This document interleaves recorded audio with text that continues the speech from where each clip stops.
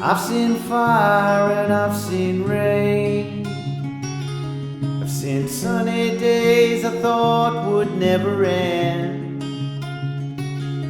I've seen lonely times when I could not find a friend. But I always thought that I'd see you again. Welcome back to the Fire and Rain Conversation series, a series designed to inform and empower bushfire-prone communities to live safely with fire. I'm Rachel Lopes and I'm here with Emma Ashton. Well, we're not here together today as Regional Victoria's moves into stage 3 restrictions. And it's a chilly old day here. We even had some snow locally overnight. In this 4th episode, we're talking with mental health and psychology experts, and we want to know what are useful traits to have when it comes to best surviving bushfires and perhaps any emergency. Before we do, we'd like to acknowledge the traditional owners of the land we're speaking from, Gadibunud and Gulajan of the Maar people, and their deep and continuous connection with the land. We acknowledge their elders, past, present and emerging. We have 3 wonderful guests with us today. Rebecca Patrick from the Health Nature Sustainability Research Group at Deakin University, Tristan Snell, Senior Lecturer at Deakin University and a Counselling Psychologist, and Leo Koolhaas, Health Promoter at Barwon Health with 20 plus years experience in clinical mental health practice and a local Otway resident.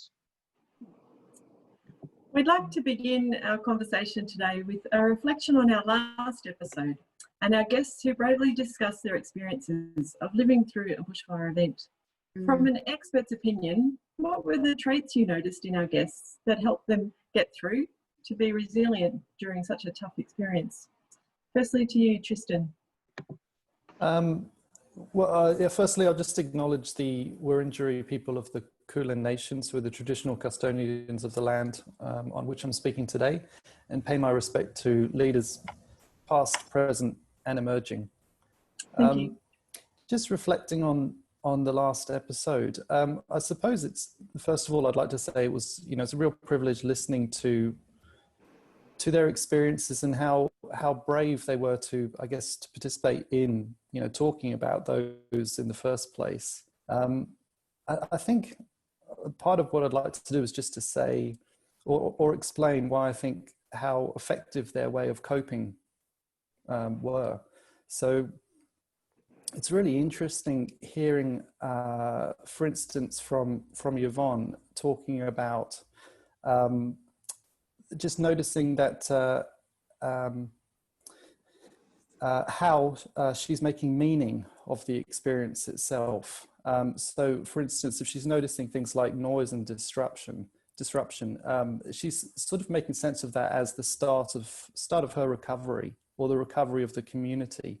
So I think it's showing, how she's able to make sense of what's going on as a transformative and a kind of like a restorative event, which is really powerful. It probably speaks to the value of making sense of an event in a way that supports and indicates some recovery happening in the community. So that sounds really valuable.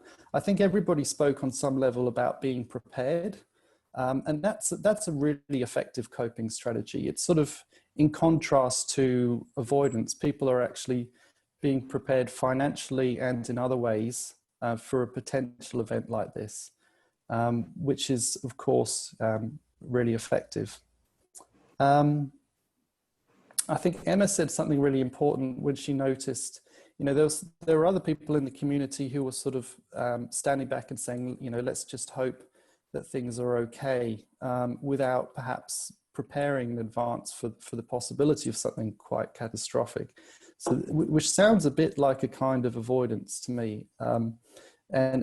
And so for Emma, developing making a plan and preparing and doing these sort of active coping strategies, that sounds really effective. And just one last thing I'd point out, one point that Emma made, leaning in whenever you can. So help seeking when you have to is enormously important. And I think everybody was speaking about the value of helping other people in the community and seeking help when they need it too. So it sounds like all of those individuals had the courage to seek help, and that was probably really helpful for their recovery as well. Yeah, really identifiable traits that helped them work through the situation. Rebecca, did you have any thoughts and reflections on listening to the episode? Thanks, Emma. I'd also like to acknowledge that I'm dialing in from the traditional lands of the Kulin Nation, contradictory to the image behind me though. That's the places of the Eastern Maar people, I understand. So I recognise First Peoples' relationships to this land and the waters, and offer my respects to their elders past, present and emerging. And it was really nice to hear in episode 2 Jack and John's reflections around bushfires and fire management. So listening to Emma, Ray and Yvonne, Tristan, echoing your sentiments there around that courageous and willingness to share personal lived experiences, which run quite deep, really deep, I imagine. A couple of things that struck me was they certainly weren't in denial of the significant health and wellbeing impacts for themselves and others, particularly the mental health impacts. But they're also at the point of being able to see the bigger picture. They're mindful of what they'd been through and its impacts for them and others, but seem to have some sense of agency or agency in the situation. They're able to reflect on what was happened, but able to now use that knowledge to move forward for themselves and help others move forward in the community. There was a willingness to lean on or with others. That really struck me again, listening to episode 3, like Tristan said, and willingness to work with others to prepare for the next potential shock or disruption. And also being patient with others in the long journey of recovery. That long journey of recovery really struck me as well. And then I think it was Ray that touched on the importance of listening to the science, particularly around climate change, and acknowledging that bushfires are linked to climate change and we need to prepare accordingly. Yeah, that sense of leaning in and connecting up with your local community. To you, Leo, do you have any observations or thoughts of what that experience might be like if a bushfire impacts our community? Gosh, it was fabulous hearing their experiences and their willingness to lean in and offer help for us. I thought was really fantastic, and others as well. And here I am sitting on Gadabanut and Gulajan land in my community, and I think that count your blessings really struck me. That you know, whilst it's really important to recognise the impact of the trauma, and I thought that was so evident in what they were saying, and for me that comes back to having a really good awareness of what's happening for you and what's happening around you is really important in order to be able to manage. And, you know, despite that, I think not wanting to minimise the impact, I thought it was really great the way Yvonne reflected on no lives lost. So just about that counting your blessings as you go forward really struck me as well. Yeah, and they all really touched on the effects of having the bush, you know, their environment around them. Did anyone want to talk about that feeling good when we all live in a beautiful environment that we do here in Forest? Yeah, I mean, I'm happy to speak to that. I think it was interesting to think about, for me as well, our shared experiences in the environment. So they talked about not only sharing experiences of the fire and the aftermath, but also sharing the experiences of living in the environment that they've selected and counting the loss of the bush. And, you know, that's been such a huge loss, especially in Malakuta. So, you know, really, I was really touched by that, and and by the acacia tree that Yvonne referred to. I think it was acacia, or hakea, I think, you know, coming back after the fire. And so, and every day I, you know, walk my dog in bush that is blackened here and there. I mean, it's thriving, but at the same time, it's burnt country. It's interesting how we live with that tension between green and black. One thing that's really important is to, we've been talking about reaching out and helping people, and it's really important to help somebody earlier rather than later, because that can be really important to prevent a more long-term mental health challenge. And I was doing some mental health first aid training with the CFA in Western Victoria, and they told a story of a lady who there was a bushfire a couple of years previously, and a lady hadn't left her house for 2 years. And so I think it's really important to realise that whilst we have an enormous reaction to a traumatic event, it usually will resolve itself. And so we really need to be alert to, if it doesn't, both in ourselves and in others. So if our distress increases or continues over time, that's really important to respond and intervene early and have the skills to do that. And mental health first aid is a great resource to do that, and our community is looking at building that kind of first aid capacity. So that's really exciting. Mm-hmm. Thank you. I was noticing with Roy, his practicality, I thought was wonderful. Yvonne, her preparedness, as you said, Tristan, just, you know, even if you're not someone who likes being prepared and then work more on the fly, it's really, sounds like it's really worth being prepared in this instance. That really set her up for a greater chance of recovery.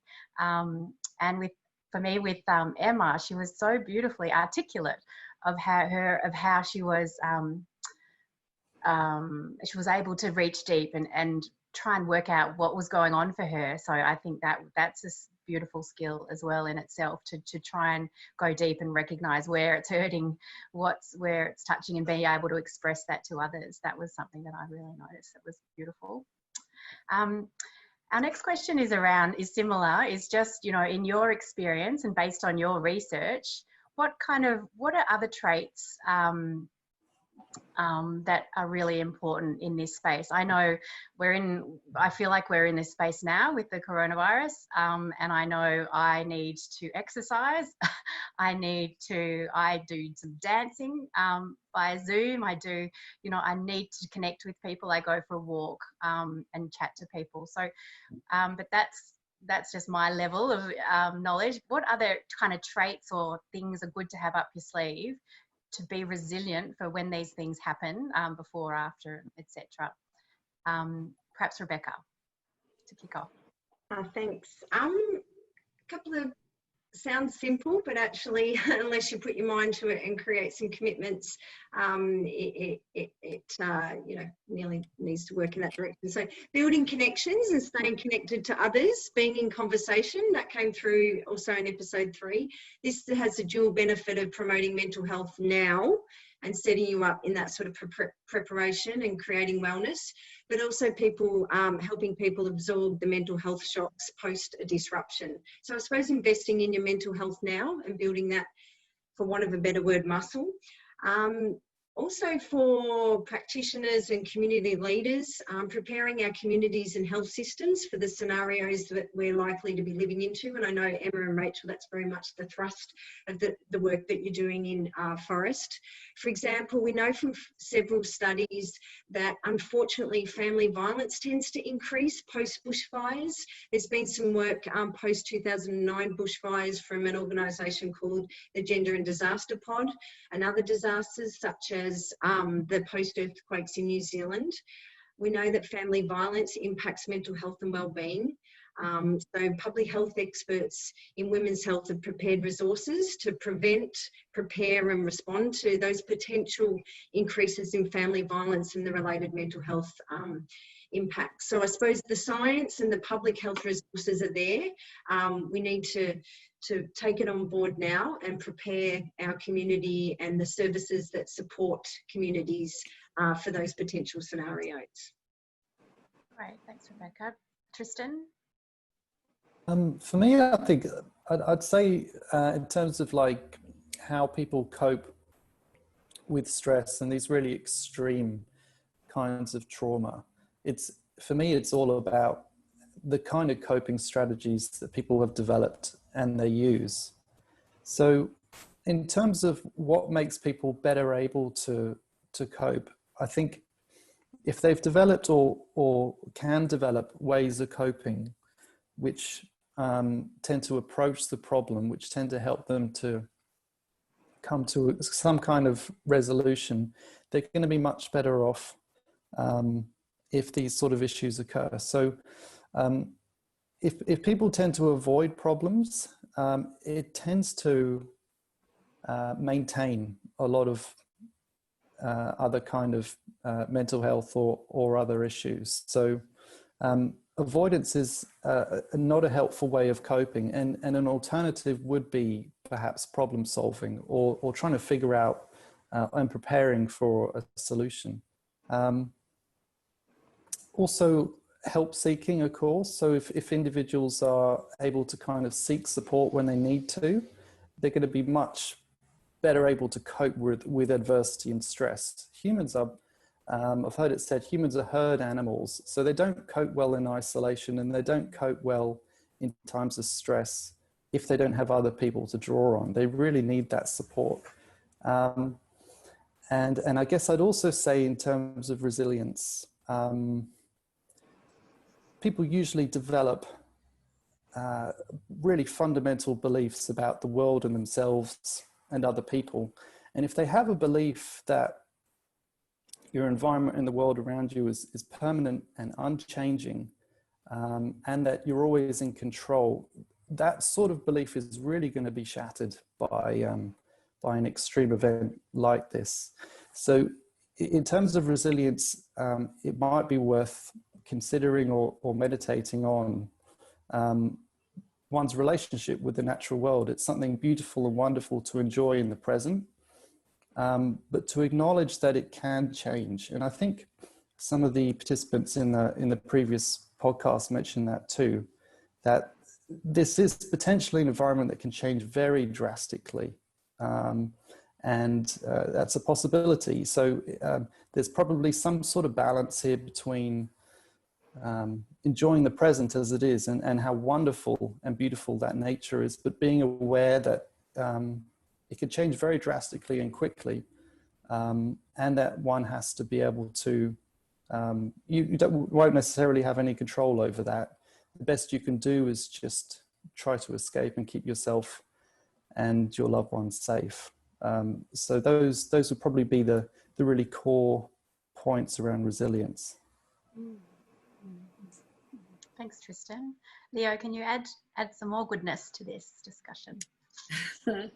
Yeah, well, I mean, I love what Tristan was saying about beliefs, and I remember Rob Gordon talked about it many years ago as a fabric that we see, and we go along in life with this fabric together, and what happens in a trauma such as a bushfire, the fabric gets torn, and then we need to live with the tear in the fabric, and also the knowledge that anything can happen anytime, which we tend not to go along with every day.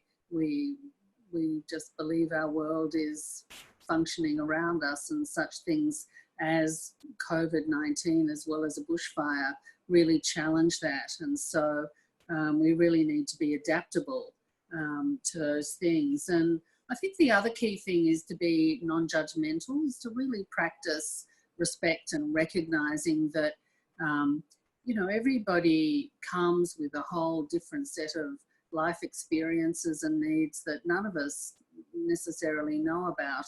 And so it's really important as a community to be non-judgmental in relation to one another. And that really helps fuel self-care and help seeking, because if we're in a community that is willing to hold everybody with their own needs and ways, I think that's really important. So whilst it's important perhaps to share experiences, you know, we don't all need to share experiences. We're all different. So some people won't want to share experiences, and that's okay. So I think that's really important as well. Yeah. Thanks, Leo. Emma? So we, our third question was around your sort of top 3 recommendations, if you could offer things that allow us to mentally prepare for not only a bushfire, but any emergency or crisis situation. So I'd like to invite you guys to give us your top 3 recommendations. Can we start with you, Rebecca? Mental health and wellbeing comes from meaningful pursuits, in our lives, be it work, recreation, volunteering, connecting with nature. Again, that's a really strong theme. Find your thing and build up that capacity and meaningfulness in your life. Absolutely, the disruption will knock that sideways, but they're the things that we come back to and that will build our resilience and strength and mental health and wellbeing going forward. Coming back to the idea again with connection to nature, Aboriginal and Torres Strait Islander people have strong cultural connections to country, and this is particularly instructive. I think we can learn a lot from that, particularly myself being a non-Indigenous person.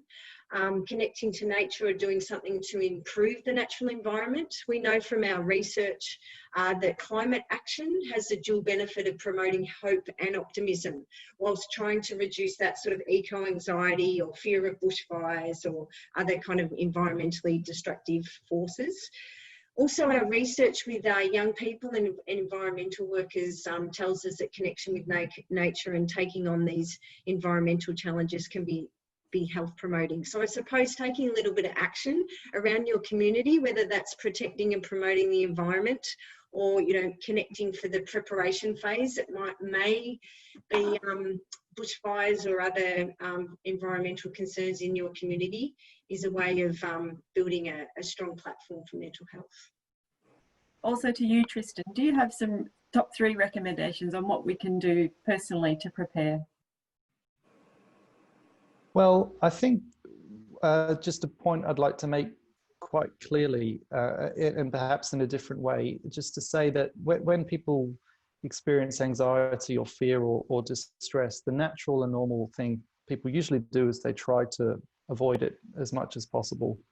That's very, very common, and that's okay. And it works usually fine in the short term, but in the long term, it tends to maintain a lot of those problems. Essentially what you're doing is, if you try and avoid that anxiety or that fear or that difficulty, you're convincing yourself that it's so terrible that you do have to keep avoiding it, and you reinforce it, and it remains to be an issue. So eventually at some point there might be a better way of gradually sort of resolving that anxiety or that fear. So it's developing a different way of coping other than avoidance, which is going to result in better resilience, better coping, and that will predict a better outcome as well, if there are sort of disturbing traumatic events that occur.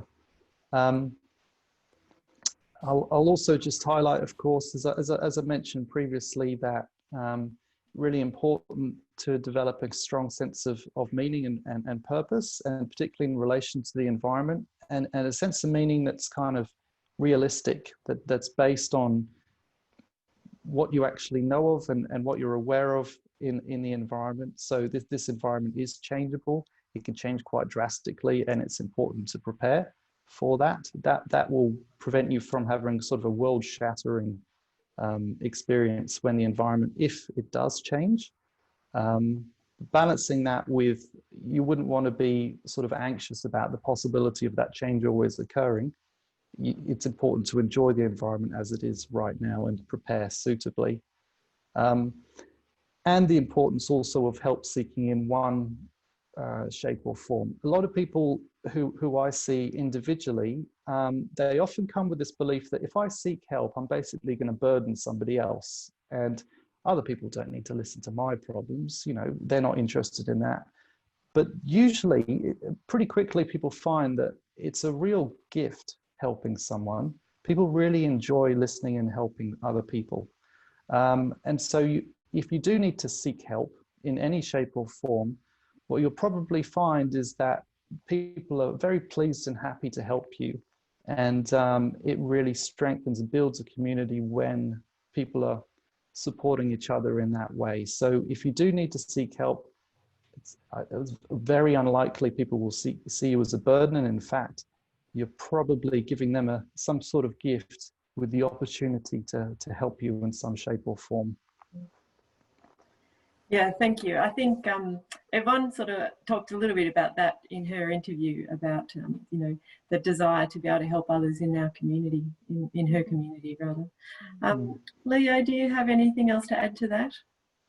Well, really, just building on what Tristan says, I think that being aware of yourself and where, I guess, what your characteristics are. So perhaps some of us who are really prepared might find it harder to ask for help. I remember somebody saying, "What's the bravest thing you've ever done or you've ever said?" And the person said, "Help."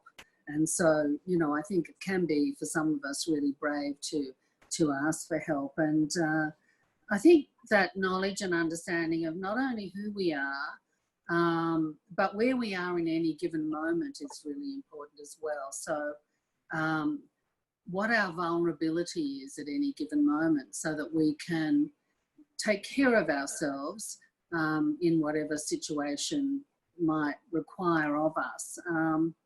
And also some knowledge and understanding just about mental health and well-being and how we function and, you know, what our kind of worries might be, how we might feel, whether we're distressed or not, whether we are avoiding things, you know, how we're going physically, are we sleeping, are we eating? So just getting an understanding of ourselves, but also how to help someone else as well and what to notice. Because whilst it's great to ask for help, not everybody will, and some people require us to reach in and notice something about them. And so we can put ourselves in the best spot to manage in terms of our mental health and well-being, just like we can physically. Rachel mentioned, you know, walking. And so, I mean, for me in COVID, walking, yes, some sort of exercise is so important. So similarly, reflection's really important, and taking stock of where I am in each day and asking for help if I need it, reaching out, or stepping back and taking quiet time if I need that as well. So they're all really important to manage our own mental health and well-being and notice and support other people as well. Thank you, Leo. Thank you. Beautifully succinct, everyone. Thank you. We're going to finish off with a question around hope, and we're wondering, and we might start with you, Leo. We'll do it in different, and we're wondering what gives you hope, Leo. Well, I think for me, you know, apart from the obvious, the wonderful people around me and my community, one thing that does give me hope is just how talented so many people are and how committed they are to working on problem solving into our future. So yeah, that really gives me hope. Yay. Me too. What about you, Tristan? Probably get quite core or foundational when I think about what gives me hope. So at a really basic level, I'd say it's the belief that life is sacred. So life is rare, it's unique, and it has that tendency towards growth and renewal. So I think, you know, similar to a lot of the participants in the last podcast, there's an awareness that life will recover, that it will grow, that it will overcome. And that's observable and obvious whenever you look around. And so it's always there to provide support and give hope, that view. that life will find a way forward, that it will continue to emerge and grow despite all sorts of extreme circumstances. Beautiful. I love it. And Rebecca, what about you? Thanks, Rachel. So there's three things that give me hope. The first of which is nature in and itself. Every time I go out there into that country and immerse myself in nature, I feel connected to something much greater than myself and my concerns. So nature teaches us so much, and I'm optimistic that the goodness of nature and people will finally merge and will be okay. I'm also really hopeful when I talk to young people. They give me a lot of hope. As a university lecturer, a mother of 2 teenage girls, and a climate and health researcher, I'm surrounded by young people. Their energy, resilience, and particularly their online activism is really inspiring. And I look at what I was doing at 15. I certainly was not a climate change and health activist. So thank you, young people. Also just acknowledging again that we've had a really big year with the bushfires, COVID-19, and for many Victorians. I think what gives me hope is there's a renewed appreciation and valuing of nature and the environment. That, you know, there's a new conversation. More people are calling for strong climate change policy post bushfires. There's a greater willingness to listen to Aboriginal and Torres Strait Islander views on fire management, which was, you know, really came through earlier in this year. More people are talking about the benefits of being outdoors, particularly in COVID. People are reconnecting to parks and their natural environment, and, you know, taking solace in that. So I think there's a groundswell, and I think change is afoot, and so that gives me a lot of hope. Thank you. Thank you, everyone. That feels like a very dense episode, and that I might need to listen to it over and over and over again to get all of the little nuggets of gold in there. And thank you very much for helping us reflect on what kind of traits will help us and help us build resilience for this time and for any times in the future that we're going to need it.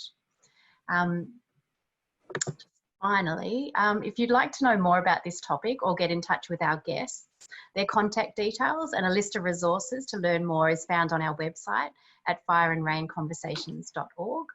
And if you have any questions, comments or feedback from today's conversation or for our conversation series generally, please get in touch via the website. I'd like to thank all of our guests as well for joining us today. It's really, we've had an amazing journey so far talking to people, experts in their field, people with lived experience about how we can mentally prepare for the next summer. And before we know it, it will be coming around and we'll be back outside and cleaning up our yards and leaves out of our gutters. Our next episode, we'll be talking about the economic impacts of bushfires, and so we hope to see you then. Thank you. But I always thought that I'd see you again.